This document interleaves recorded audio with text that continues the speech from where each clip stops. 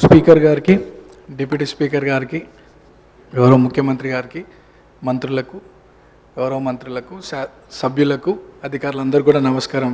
Speaker sir, first time మాట్లాడుతున్నందుకు చాలా హ్యాపీగా feel అవుతూ మీకు ధన్యవాదాలు తెలియజేస్తూ, గత 2 సంవత్సరాల క్రితం ఇదే సభలో గౌరవ ముఖ్యమంత్రి గారు ఒకానొక సందర్భంలో పేరు ప్రస్తావించడం, 2 సంవత్సరాల లోపే ఇక్కడ ఈ సభలో తోటి సభ్యుడిగా రావడం చాలా అదృష్టంగా, గౌరవంగా భావిస్తూ అధ్యక్ష, మా సామాన్య కుటుంబం నుండి వచ్చినటువంటి నాకు ప్రజాసేవ కల్పించే అవకాశం కల్పించినటువంటి మా ముఖ్యమంత్రి గారికి, కాంగ్రెస్ పార్టీ పెద్దలకు ఈ అవకాశాన్ని స్వాగతిస్తూ, మా ప్రాంత ప్రజలందరూ కూడా నన్ను ఆశీర్వదించి సభకు పంపించడం వల్ల అందరికీ కూడా మనసారా కృతజ్ఞతలు తెలియజేస్తూ, సార్ ఈ సభలో మాట్లాడే ప్రతి మాట, ప్రతి అంశం కూడా ప్రజల జీవితాలతో ముడిపడింది కాబట్టి సభ గౌరవిస్తూ, సభ మర్యాదలను పాటిస్తూ ముందుకు సాగుతానని, మా ప్రాంత ప్రజల యొక్క సమస్యలు పరిష్కరించడానికి గౌరవ ముఖ్యమంత్రి గారి ఆశీస్సులతో, సలహాలు, సూచనలతో మా ప్రాంత ప్రజల సమస్యలు పరిష్కరిస్తూ వారి సంక్షేమ అభివృద్ధి కోసం సాగుతాను ముందుకి,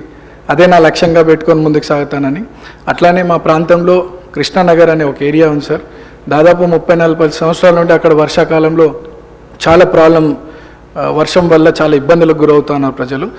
మా మంత్రులు అధికారుల దృష్టికి తీసుకెళ్ళినారు, అది పని కొద్దిగా ఆలస్యం అవుతుంది, తొందరగా పూర్తి చేయాలని ఒకటి సభ ద్వారా కోరుకుంటున్నాను. అట్లానే హైటెన్షన్ లైన్స్ మా ప్రాంతంలో ఉండడం వల్ల 10ల సంఖ్యలో ప్రజలు చనిపోయినటువంటి విషయం పూర్వంలో, అది కూడా అధికారుల దృష్టికి తీసుకెళ్ళినారు. అది కూడా అండర్ గ్రౌండ్ కేబులింగ్ ఫాస్ట్గా చేస్తే ఆ ప్రాంత ప్రజలు సురక్షితంగా ఉంటారనేది ఒక సందేశం మీ ద్వారా అందిస్తున్నాం అధ్యక్ష.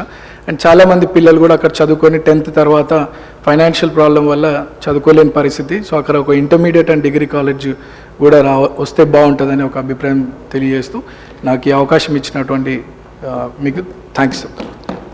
మినిస్టర్ సభ్యులు చెప్పిన అంశాలని నోట్ చేసుకోవడం జరిగింది అధ్యక్ష. శ్రీ కేఆర్ నాగరాజు గారు.